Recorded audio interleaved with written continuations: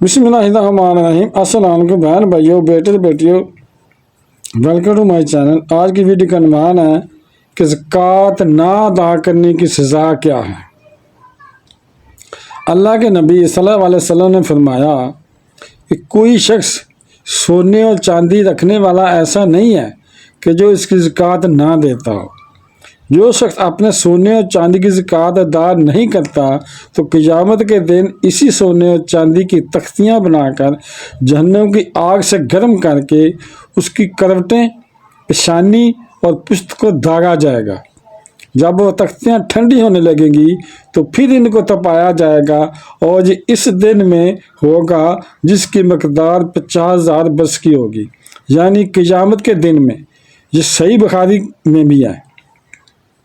ज़कात अदा करने वाली कौम कैसाली का शिकार हो जाती है, यानी उधर ना बारिश होती है, फिर फसलें नहीं उगती, रिज़्क नहीं आता। जो ज़कात अदा नहीं करता उसका नमाज, रोज़ा, हज सब बेकार है। हज़रत अली रज़ियल्लाहु अन्हु से रिवायत है कि नबी करीम सल्लल्लाहु अलैहि वसल्लम ने फरमाया कि अल्लाह ताला ने मुसलमान के माल में अपनी ज़कात फ़र्ज़ की है, इतनी ज़कात फ़र्ज़ की है जो इनके गरीबों के लिए काफ़ी हो जाए। और गरीबों को भूखे नंगे होने की जब तकलीफ़ होती है तो मालदारों की करतूत की बदौलत होती है। यानी देखो कैसा सिस्टम है कि अगर वो गरीब भूखे हो जाए, नंगे हो जाए, किस वजह से होते हैं कि अमीर लोग ज़कात नहीं निकालते। अगर ज़कात निकालते हैं गरीबों की इससे हेल्प होती है तो भूखे नंगे ना हो। याद रखो कि अल्लाह ताला इस बार इनसे सख्त हिसाब लेने वाला और इनको दर्दनाक हिसाब देने वाला है जो ज़कात नहीं देते। महताज लोग क़यामत के दिन अल्लाह ताला से मालदारों की शिकायत करेंगे कि हमारे हकूक़ जो इन पर फ़र्ज़ किए थे इन्होंने हमको नहीं पहुँचाए। तो अल्लाह ताला फरमाएगा कि मुझे अपनी इज़्ज़त व जलाल की कसम तुमको मुकर्रब बनाऊँगा, यानी तुमको अपने करीब करूँगा और इनको दूर करूँगा। जो ज़कात नहीं देते इनको मैं दूर कर दूँगा। हज़रत अब्दुल्लाह बिन मसूद रज़ियल्लाहु अन्हु से रिवायत है कि हमको नमाज की पाबंदी का और ज़कात देने का हुक्म दिया गया, और जो शख्स ज़कात ना दे तो उसकी नमाज मकबूल नहीं होगी। और एक रवायत में इनका इरशाद है कि जो शख्स नमाज की पाबंदी कर ले और ज़कात ना दे तो वो पूरा मुसलमान नहीं है। इसका नेक अमल इसको नफ़ा नहीं देगा, लेकिन इसका मतलब ये नहीं कि वो लोग नमाज भी छोड़ दें। अगर ऐसा करेंगे तो इसका अज़ाब अलग होगा, बल्कि मतलब ये है कि ज़कात भी देने लगेंगे। हज़रत अबू हुरैरा रज़ियल्लाहु अन्हु से रिवायत है कि नबी करीम सल्लल्लाहु अलैहि वसल्लम ने फरमाया कि जिसको अल्लाह ताला ने माल दिया हो फिर वो इसकी ज़कात अदा ना करे तो क़यामत के रोज़ वो माल एक गंजे सांप की शक्ल में बना दिया जाएगा। इसकी दोनों आँखों के ऊपर 2 नुक्ते होंगे। ऐसा सांप बहुत जहरीला होता है और इसके गले में तोक यानी हंसली की तरह डाल दिया जाएगा और इसकी दोनों वाछें पकड़ेगा और कहेगा कि मैं तेरा माल हूँ, मैं तेरी जमा हूँ। यानी वो सांप उस बंदे की दोनों वाछों से पकड़ेगा, इधर से भी इधर से पकड़ेगा, खींचेगा, वो कहेगा मैं तेरा माल हूँ, वो सांप कहेगा। फिर इसने इसकी तस्दीक में ये आयत पढ़ी, वला ताहसबन्नल्लज़ीना यबख़लून, सूरत आल इमरान आयत नंबर 180। इस आयत में माल के तौक बनाए जाने का जिक्र है। सही बुखारी और इमाम नसाई साहब ने भी इसे बयान किया। हज़रत अनस रज़ियल्लाहु अन्हु ने फरमाया कि नबी करीम सल्लल्लाहु अलैहि वसल्लम ने इरशाद फरमाया कि ज़कात ना देने वाला दोज़ख में जाएगा। हज़रत इब्ने उमर रज़ियल्लाहु अन्हु ने फरमाया कि रसूल अल्लाह सल्लल्लाहु अलैहि वसल्लम ने फरमाया कि नमाज तो सब के सामने ज़ाहिर होने वाली चीज़ है, इसको कबूल कर लिया, और ज़कात पोशीदा चीज़ है, इसको खुद खा लिया, हकदारों को ना दिया, ऐसे लोग मुनाफिक हैं। हदीस पाक है, अल्लाह के नबी सल्लल्लाहु अलैहि वसल्लम ने फरमाया कि लोग क़यामत के दिन देखेंगे कि बहुत बड़ा अजदा बड़े सांप को कहते हैं, बहुत बड़ा अजदा जिसकी आंखों से आग निकल रही होगी और उसके दांत जहन्नम के लोहे से بنے ہوں گے وہ تلاش کرے گا اس بندے کو جو زکوٰۃ نہیں دیتا تھا۔ وہ اجدہ اس بندے سے کہے گا کہ اپنا دایاں ہاتھ میری طرف کرتا تاکہ میں تیرا ہاتھ کھا جاؤں۔ پھر وہ اجدہ اس کا دایاں ہاتھ چبائے گا، پھر اس کا بایاں ہاتھ چبائے گا۔ جب بایاں ہاتھ کھا رہا ہوگا تو اتنی دیر میں اس کا دایاں ہاتھ واپس آ جائے گا، اسی طرح اس کے ہاتھ واپس آتے رہیں گے اور وہ اجدہ اس کے ہاتھ چباتا رہے گا۔ جب وہ ہاتھ چبا رہا ہوگا تو اس کی چیخ ایسے نکلے گی کہ پورا میدان محشر کانپ جائے گا۔ تو پوچھا جائے گا کہ یہ چیخ کس کی ہے؟ تو ارشاد ہوگا کہ یہ اس کی چیخ ہے جو زکوٰۃ ادا نہیں کرتا تھا۔ یہ اندازہ لگائیں کہ وہ چیخ کتنی دردناک ہوگی، اتنا وسیع میدان محشر کانپ جائے گا، سب کو آواز سنائی دے گی۔ جس کا ہاتھ چبایا جا رہا ہوگا وہ اس اجدے سے پوچھے گا کہ تو کون ہے؟ وہ سانپ کہے گا کہ میں تیرا مال ہوں، تو دنیا میں مجھ سے محبت کرتا تھا مگر میں تجھ سے محبت نہیں کرتا ہوں۔ مفسرین بتاتے ہیں کہ قرآن پاک کی تفسیر میں کہ حضرت موسیٰ علیہ السلام کا ایک کزن تھا، اس کا نام قرون تھا۔ قرون بہت دولت مند آدمی تھا اور وہ تورات کا بہت بڑا قاری بھی تھا۔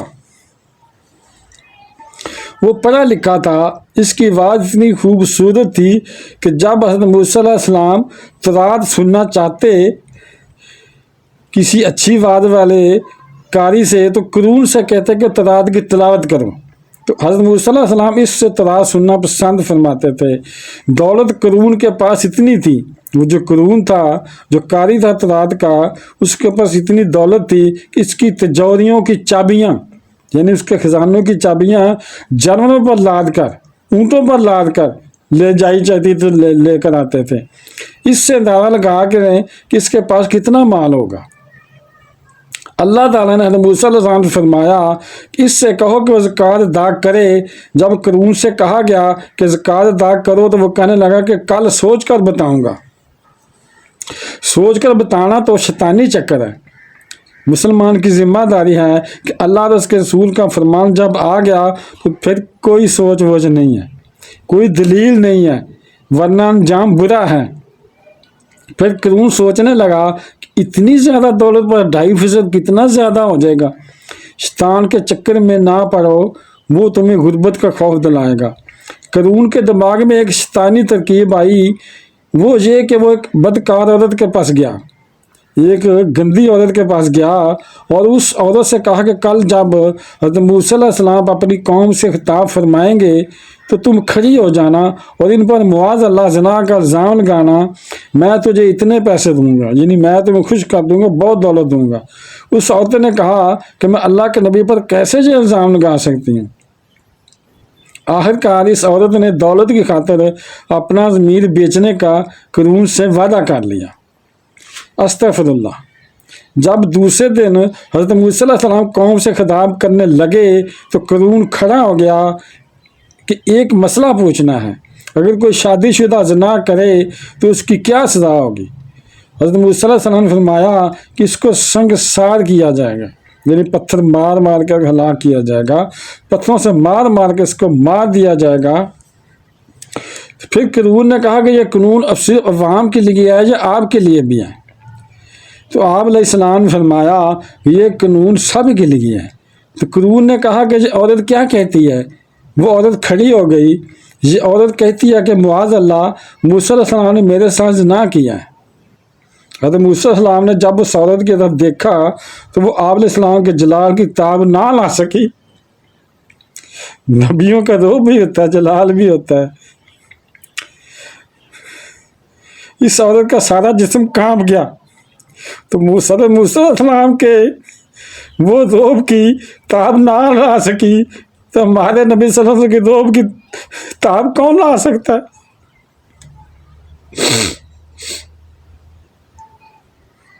تو اس عورت کا سارا جسم کانپ گیا۔ تو پھر اس عورت نے کہا کہ اے اللہ کے نبی، میں ایسی بات نہیں کہتی، اس نے مجھے منہ مانگی قیمت دینے پر آمادہ کیا تھا، اس نے مجھے آپ پر الزام لگانے کے لیے مجبور کیا تھا، اس نے اس نے یہ کھیل اس لیے کھیلا ہے کہ زکوٰۃ کی رقم بچ جائے، زکوٰۃ نہ دینی پڑے۔ حضرت موسیٰ علیہ السلام تو جلالی تھے، جب جلال میں آتے تھے تو آپ کے جسم کے بال کھڑے ہو کر کپڑوں سے باہر نکل جاتے تھے اور امامہ سے شعلے اٹھتے ہوئے نظر آتے تھے۔ تو آپ علیہ السلام نے سامان کی طرف اسی حالت میں نظر اٹھائی اور کہا کہ جو تیرے معصوم پر اللہ تعالیٰ سے کہا، عرض کی جو تیرے معصوم پر اس طرح کا الزام لگائے صرف زکوٰۃ بچانے کے لیے تو اس کا کیا انجام ہوگا؟ اللہ تعالیٰ نے فرمایا کہ یہ تیرا مجرم ہے، تو خود ہی اس کی سزا مقرر کر لو۔ سبحان اللہ۔ حضرت موسیٰ علیہ السلام نے کہا کہ اے زمین سے دنسا، اس کو اپنے اندر دنسا لے۔ جب وہ کمر تک دنس گیا تو اس نے دنستے دنستے کہا کہ موسیٰ، میری دولت پر قبضہ کرنے کا اچھا طریقہ ہے کہ مجھے زمین میں دسا کر میری دولت پر قبضہ کر لو۔ اللہ کے پیغمبر نے کہا کہ اے زمین رک جا، اور حکم دیا کہ اس کی دولت کو اس کے سر پر رکھ دو۔ فرشتوں نے اس کی جتنی دولت کی چوریاں تھیں اس کے سر پر رکھ دی۔ پہلے تو بغیر وزن کے دنس رہا تھا، نبی علیہ السلام سے منہ چلانے کی، منہ ماری کرنے کی سزا ملی کہ اس کی ساری دولت، اس کا وزن اس کے سر پر آ گیا اور اسی حالت میں دنستا گیا۔ اللہ کے رسول صلی اللہ علیہ وسلم فرمایا